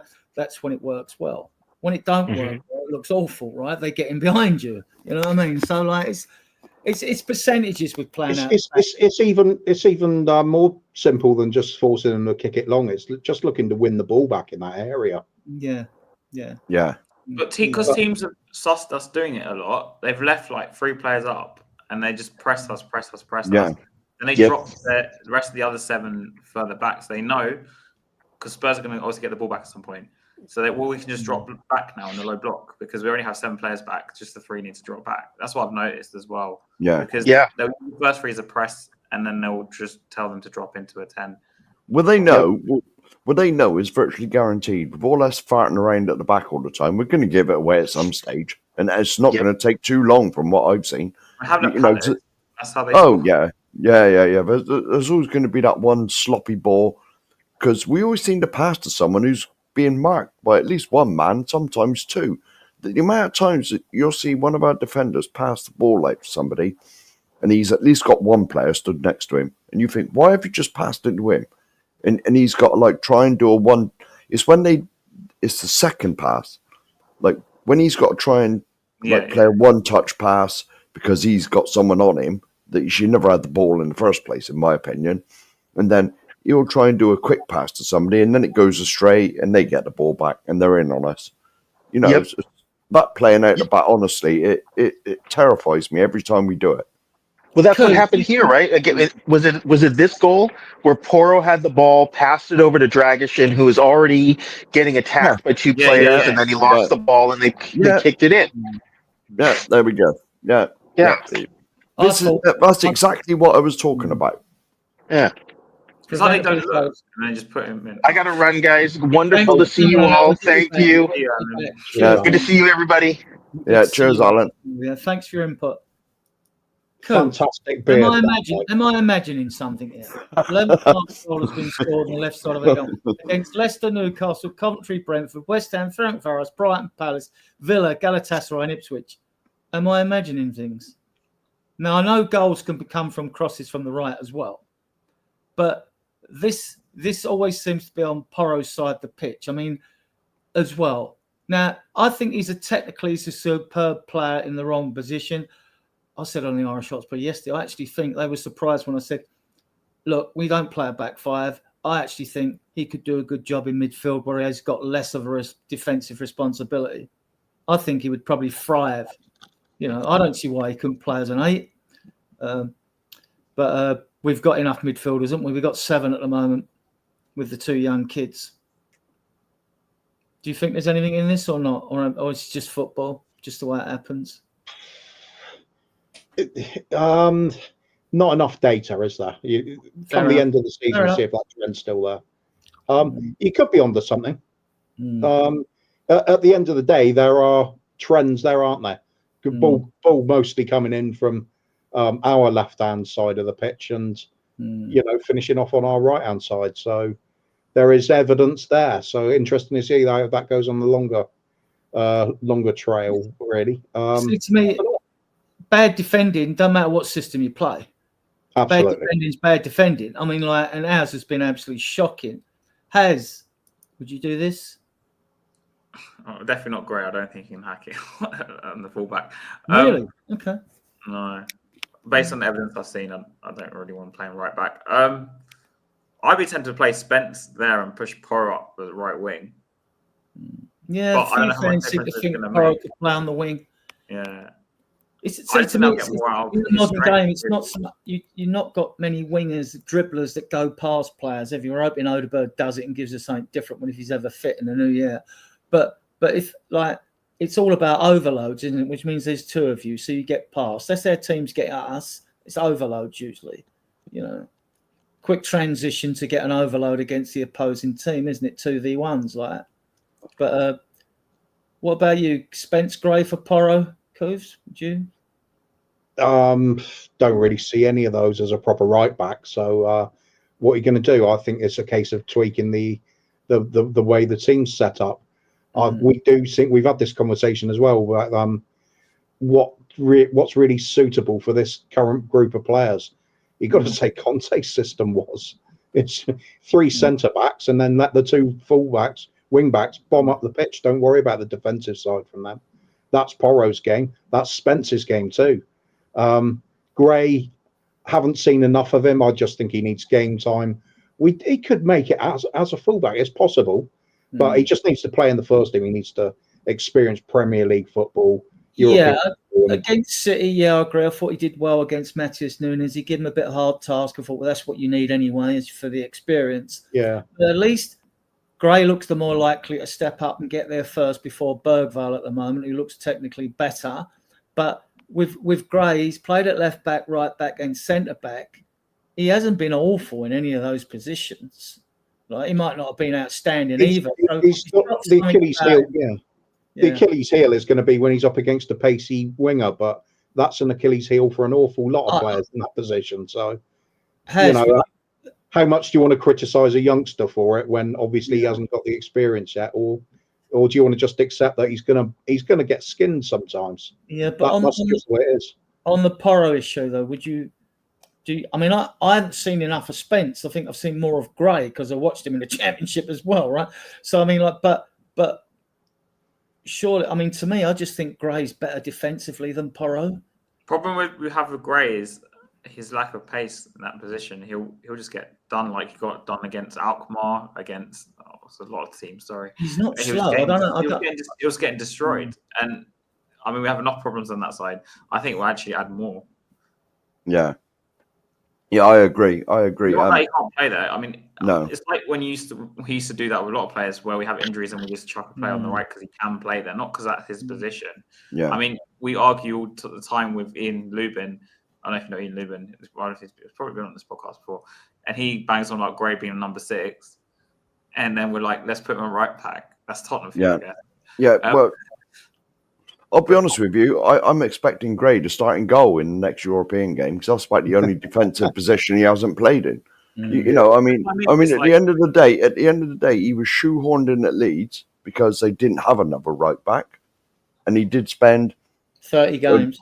Like 3/4 of a season now, or 2/3 of a season at right back. But at the end of the day, that's okay in the Championship. This is the Premiership we're talking about here.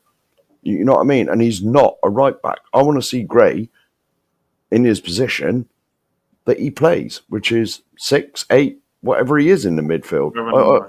You know what I mean? Because I'm not being harsh on Gray because he's obviously going to be we all hope he's going to be fantastic in the future.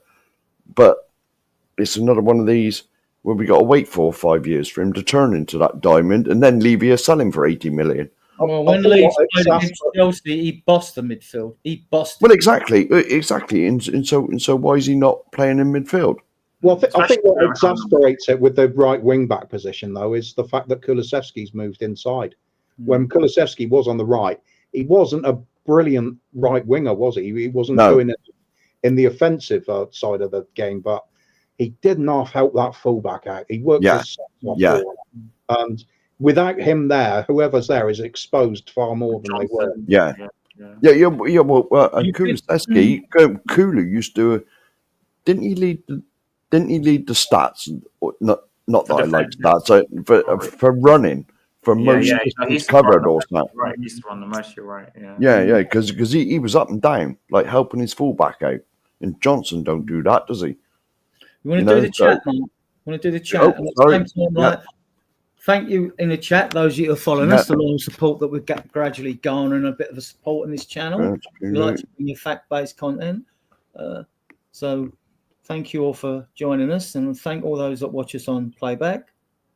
An issue of experience. What about Cove? Davies, Dorrington for Dragerson? No, I'd persevere with Dragerson. Otherwise, what's the point in signing him? Yeah. Exactly that. I mean, to be fair to Dragerson, he's been hit and miss. But in my opinion, right, Dragerson needs to play several games with VDV, several games with Romero to develop an understanding. So, and what hasn't helped as well is Udogie, I think, has got a fantastic ceiling, has been poor this season. He finished last season poorly, started poorly. We know he didn't have a proper pre-season because he had that injury. And then he's coming, and I thought, against Man United away, I thought, you got your mojo back. And then he's gone backwards again. So I don't know if he's still carrying a knock or playing through injuries or whatever. And we've got no cover with pace there. Davies could shore it up there. He's a good defender. He's experienced. He's not sexy. He could shore it up as a centre defence. I mean, him and Emerson Roll played at centre back all last season, didn't they? I mean, he's captain of Wales. I mean, he's not bad, but he's hardly one for the future, is he? No, but I wouldn't play Dorrington because I don't think the kid's ready. So, and we haven't seen him even in cup games come on for like 10 minutes. So, no way. But for me, I'd put Davies instead of Romero, but I know that's unpopular. If I can just butt in, this question here from Dan, we are coming to this, aren't we, in a bit? Yeah, we're going to come to that. Yeah. Right, Davies and Dorrington, right? Let's come down my things. A pleasant question. Yeah, I'll give you it as, right? Bentaker and Sarr were our best players on the day. I actually thought it was Solanke, even though he missed that great chance. Yeah. I actually thought Bentancur had an okay game. Sarr had an okay game. They weren't awful. They weren't great. Kind of like 6, 7 out of 10, I guess. For me, it was probably Solanke. If I was the big someone who played well that day, it was probably Solanke. And I think just because he did so much running, by the time he got the chance at the end, he just kind of like, I never felt like he was going to score. But for me, he was probably our best player. I don't think any of them. And I think they should all be forced to catch. I was waiting for Kuva to come in with that. and I think they should be all forced to catch a tubo. All right. What they should have done. Walk home. Yeah, absolutely. Yeah. Walk home and clean their boots. Yeah. Yes. Cove, Bentaker and Sarr, any good for you? I think Sarr's good. I thought first half, I thought Bentancur was probably the only one that looked like he was trying to compete. And he wasn't great. Good goal, certainly a good goal, lovely header, but not enough from anybody. I'm kind of with Mark there. It's pointless trying to pick out the best of a bad bunch, isn't it? We had Bentancur, Sarr. I agree with Haz on Solanke. I actually felt really sorry for Solanke because he was trying hard and nobody was working with him. Absolutely nobody was bothering to follow up with the pressing he was trying to do. So it makes him look bad because of the lack of effort from others. He's the only one pressing, and then the other ones are just watching. It was absolutely pathetic, that performance. Pathetic. Some of these players should be absolutely ashamed. They should be apologising. Right. People pay money to go and watch that crap.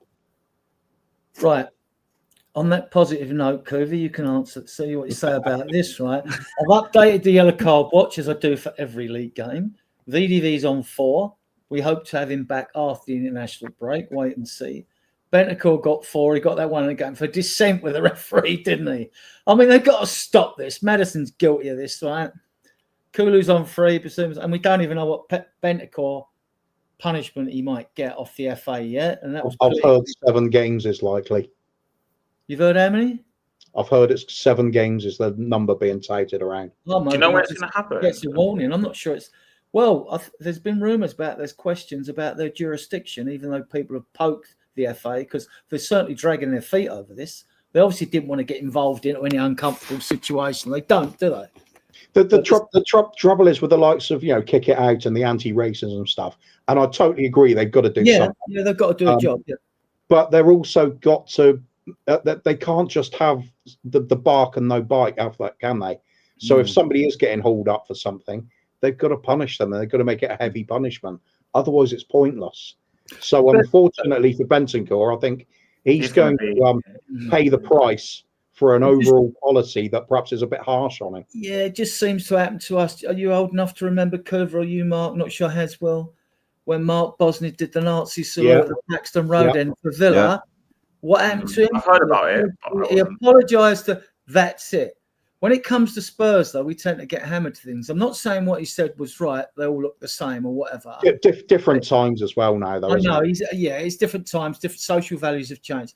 I mean, he's out there in his own country. It's not a FIFA tournament. That's why they dealt with the Argentinian song and the Uruguayan punch up after the game. But at the same time, I mean, those players got bans for his. If my view was, if you're going to send a message to South America, which is behind us in social values regard racism, as are redneck states in America as well, right?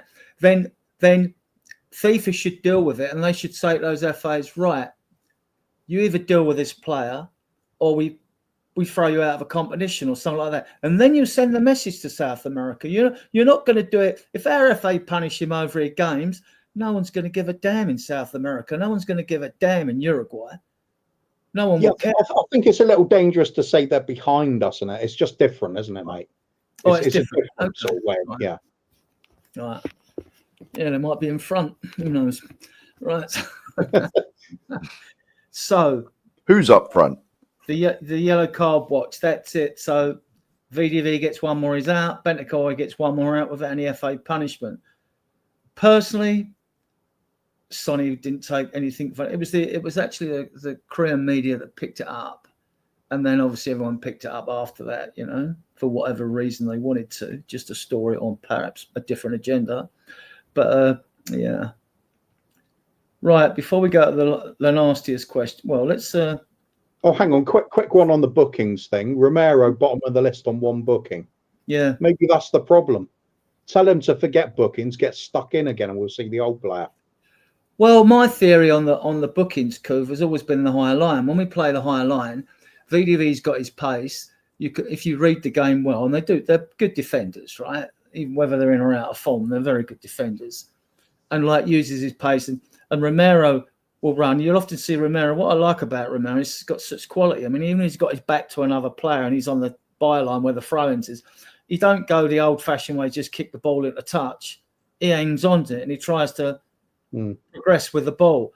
I mean, he's a superb defender. He might have flaws, and I think the reason he doesn't get the bookings, when we're playing a low block and a mid block, we picked up a lot more bookings. We'd have to make a lot more tackles.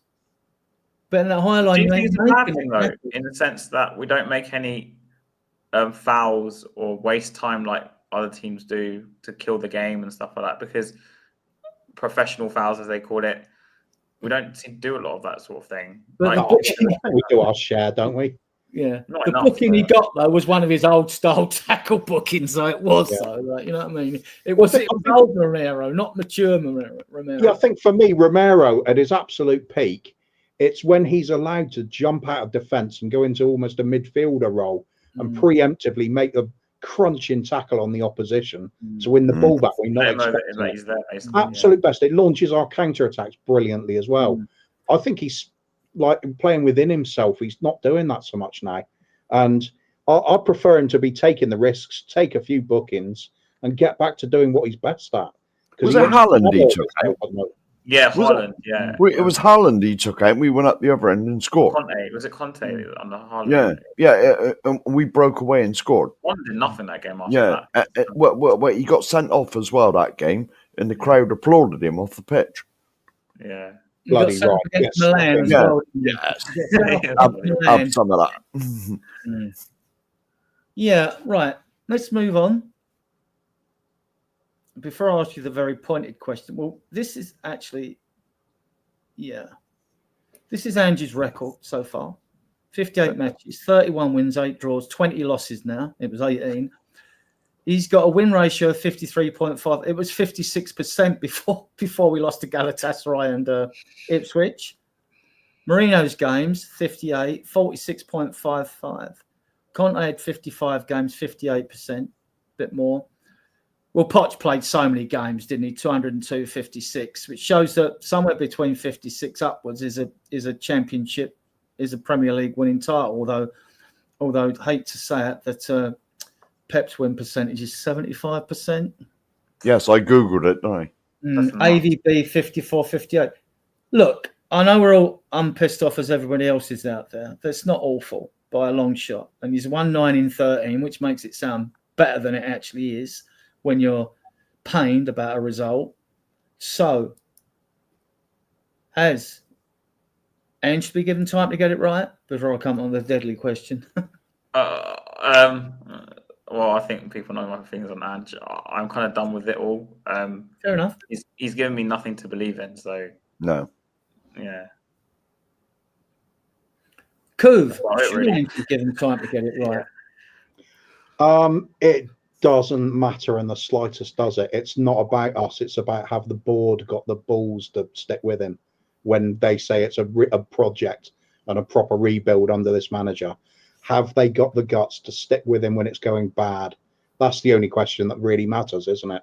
The rest of it is us just saying our opinions, and we're just amateurs. We're not even watching this video anyway. So yeah. If it was down to me, I'm the same that has there. I have seen way too many positive things swept away easily by horrendous matches. Absolutely horrendous. Some of the worst things I've seen from a Spurs manager. However, he does have good points too. Sometimes it works. I've just not seen the consistency I can get behind. So I think I'm way beyond the point now where I'm saying, much as Mr. Box Office does, it's come to that point where show me the money. If a player, a goal scorer, a striker wants me to cheer for them, score a goal. If the team wants me to cheer for them, win a game. If the manager wants me to back him, win lots of games. And if the chairman wants me to back them, win a bloody trophy. It's that simple. Prove it. Do it. It's no good talking. It's no good saying, oh, it's definitely going to happen if we just stick with it. There's no evidence that it's going to get any better at the moment. If anything, you look at league form and the erratic way we're playing, you'd say it's going to be more of the same at best. You could also make the argument that it's getting worse. I don't believe in this manager at the moment. He needs to prove me wrong. And just a smattering of wins here and there isn't good enough. Win consistently, or better still, win a trophy. If he wins a trophy, I will shut up and kiss his ass. I really will. Because I don't want to imagine that, Couve, to be honest with you. At the end of the day, that is what professional elite sports is all about, isn't it? Yeah. About winning. Kissing people's ass. Yeah. Yeah, absolutely. Mark. Yeah, sir. Ange to be given time or not? Well, I'll get your opinions and I'll twist the scenario. Right, yeah, okay. Look, right. I'm exactly the same as Couves and Has, right? He showed us, right? He's showed us sometimes that we can play Poch-like football. Like, 'cause I keep going back to Poch because he's like my one true love.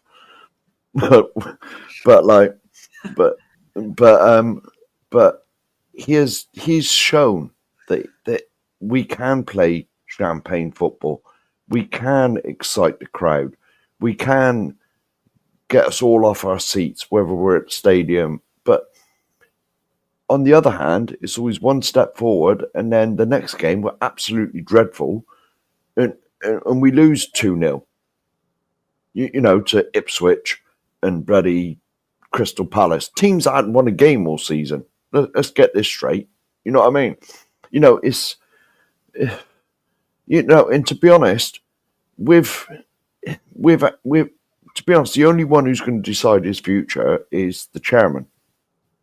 And because if we don't even get Europe this season, for instance, he's out. He's gone because Levy won't put up with that because the tills won't be ringing over with the European games. Ideally, he wants Champions League because then the tills are majorly running it. You know, instead of paying 30 quid to go to whoever we got home, you'll be paying 70 to go and watch Real Madrid at the Lane.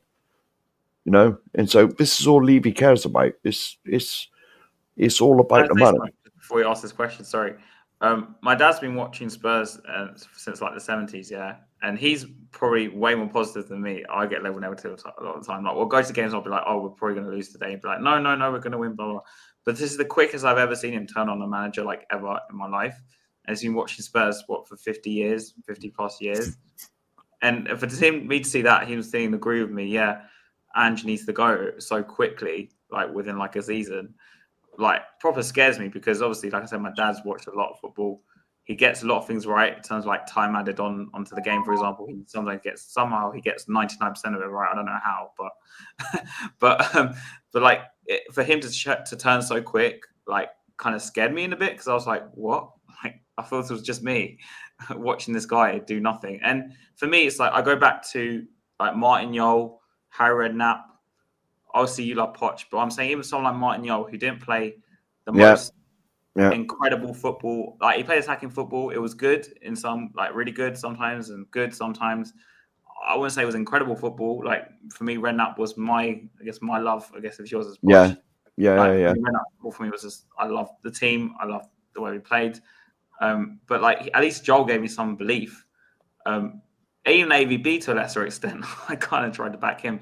But like the only two managers I think on top of my head, I was like, I'm so done was Nuno and unfortunately Ange. And it's just like Conte I believed in and Jose, I've always liked Jose, so I was no way I'm not going to back Jose. But Conte, I loved his passion. I loved obviously he won trophies everywhere.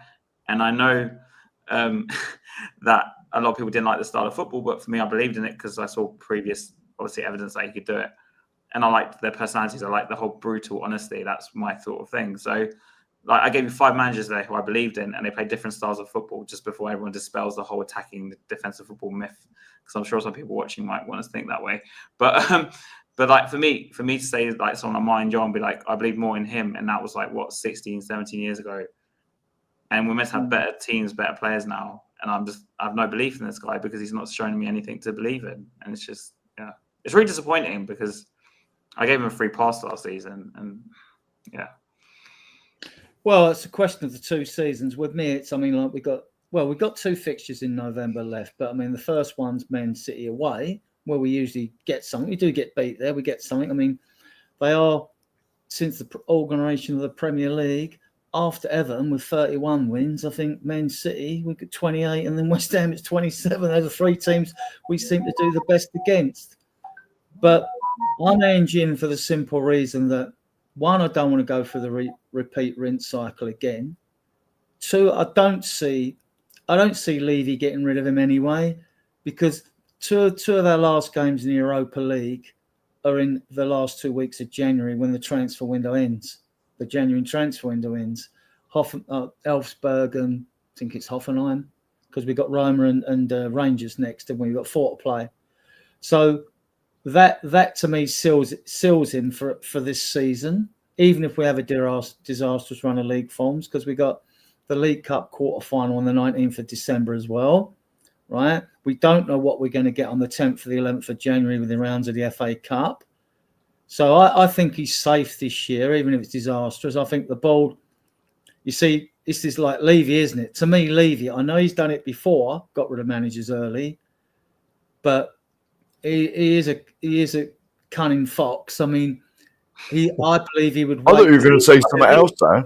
I mean, I believe if he was going to do it, he would wait to the summer. 1, because there's no one to protest about it, and the summer transfer window being small, there'd be so many distractions if the manager went in the summer that would suit Levy, and also there would be less of a backlash. I mean, imagine him. I mean, trying to get rid of a manager mid-season, different as you're down a relegation zone and all that.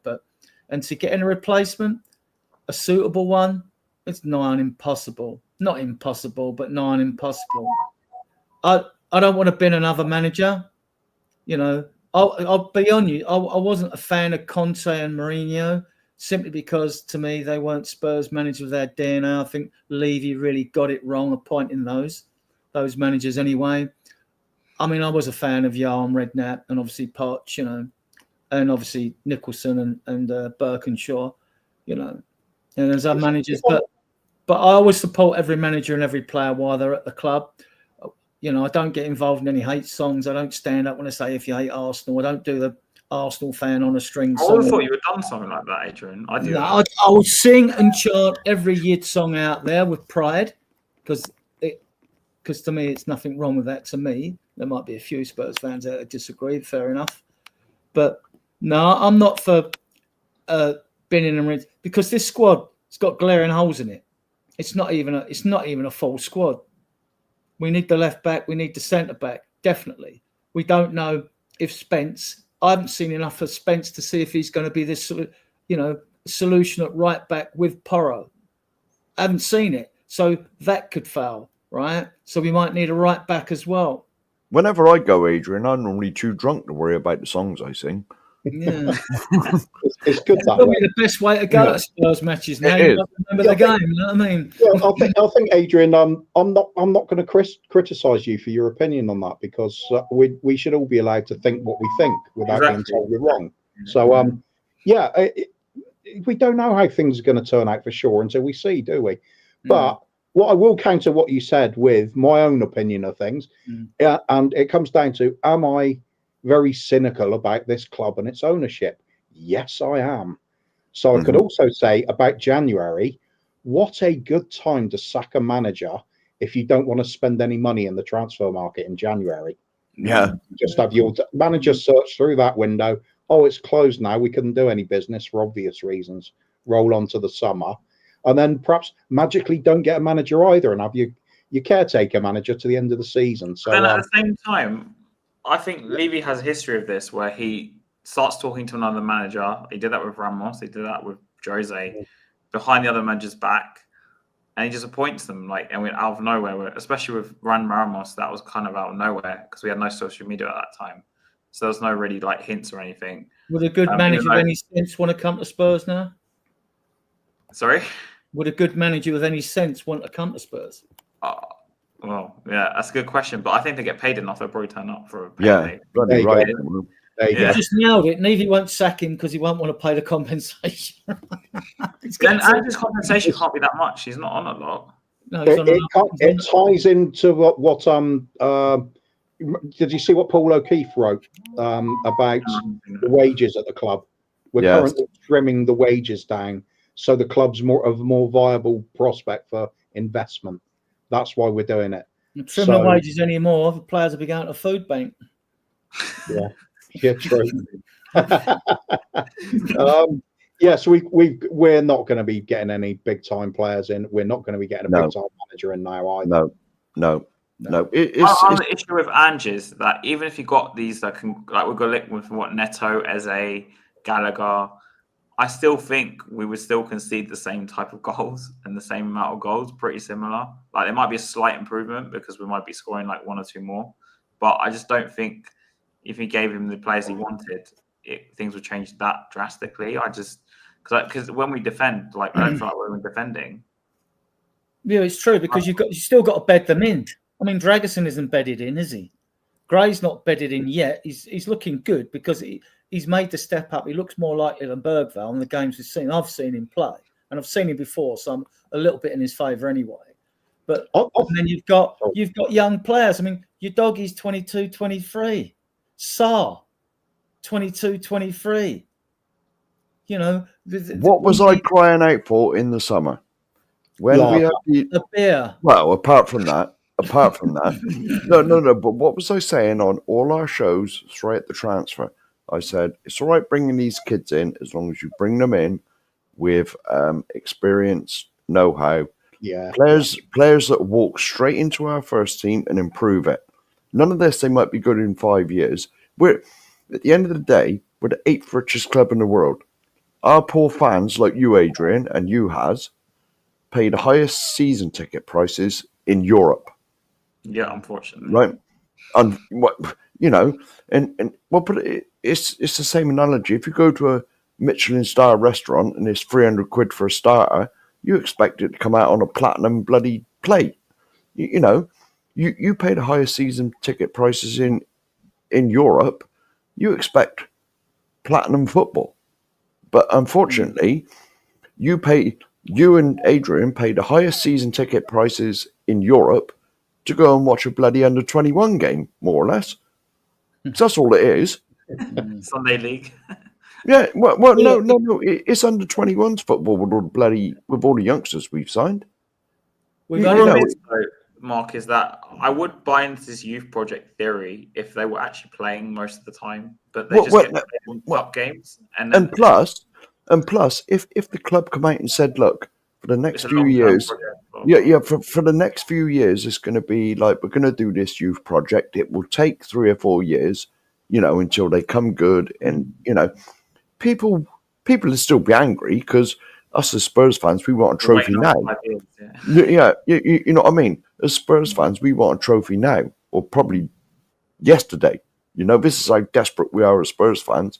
But, there would have been a lot of anger, but at the end of the day, you'd have had to accept it because that's what the club said. But that's what we'd lack, club transparency. Like, there's no transparency. Exactly. But when you build this £1 billion stadium, and the first thing that's said when it opens is this will allow us to bloody compete with the likes of Man City and Chelsea and whoever else was up the top when it opened. And the reality of it is just to make bloody Enoch and Levy a load more money. I've said it several times on this channel. The stadium was an absolute lie. All the fans were lied to when it comes to the stadium, because what progression have we had since this stadium's been open? We've actually regret. Yeah, we have. It's been regression. Right. I want to show you the November and then the December fixtures. Don't want to frighten everyone to death when they say them. Man City away. I don't think, although we've got a good record against City, I mentioned over 28 wins we've had. I don't think many fans are going to back us to even get a draw there this year. But Roma, that's an interesting one because they're in their third manager. I think they've got a caretaker manager now at the moment. They've been in disarray. So Danny would know more about Italian football. Danny will know. I mean, that's what I was told. So like, yeah, that's at home. That's winnable. Man City lost 4 on the bounce. Sounds like they need Dr. Tottenham, doesn't it? Yeah. Roma in disarray. Sounds like they need Dr. Tottenham, doesn't it? Mm-hmm. And now, when it doesn't get much more congested than this, and people have mentioned those, they're going like, yeah, but we got to play Chelsea twice, Arsenal, Liverpool, and all that. Yeah, but they've also got to play each other, and they've also got lots of fixtures to play as well, the same as us, which is the price of doing well. So I don't knock it. When people moan about fixtures, I want to be playing these games because it shows that we're doing something right. I know it sounds hard to believe at the moment, but well, at least when we lose one, we've only got 3 days to wait until we can lose another one. We've only got 9 games. Another one. 9 games, right? And in the middle, on Thursday the 19th, we've got the Carabao Cup quarter-final against Man United at home, which I'm going to. Well, I'm going to all the home games, obviously. So we play Fulham, Bournemouth. At least the teams that you think would give you a harder game, or teams that are above us, say the top 4, especially Man City, Liverpool, Arsenal, and Chelsea, who are probably everybody's favourites to finish top 4 in any order, right? They've all got to play each other in round-robin games anyway, so I don't get too carried away. I know on some podcasts they go and talk, how do you think we're doing the next 5 fixtures? I'm just like, I don't go there. I know it's a cliche. I'm a sort of one game at a time person. So we got Fulham at home, and then a hard game, actually. 4 days away. We got Bournemouth away, right? Chelsea at home, Rangers away, Southampton away. That's a Sunday 7 o'clock kickoff. I remember 7 o'clock. Yeah, in the evening on a Sunday. Yeah. Right. It really stuck out for me because I feel sorry for the fans that are going. Who's got to go. So much for. I mean, the Premier League and the TV companies, they don't give a shit about fans, do they? Let's be fair. No. That'd be interesting for the fans trying to get Well, Southampton's not a Yeah. million miles from London, is it? We've had teams come to us late on a Sunday. There aren't too many late kickoffs. You know what I mean? I mean, like. Well, if anything, it's preferable for them if you don't go, because that means you're going to watch it on TV if you can. Yeah. Well, yeah, I suppose, yeah. And we got Liverpool at home. That would be good, wouldn't it? Have a dodgy VAR. United. I fancy a dodgy VAR decision against Liverpool at home, like when Matt smashed it into the net, which I'll finish with the fans' piece of video clip afterwards. Forest away, Wolves at home.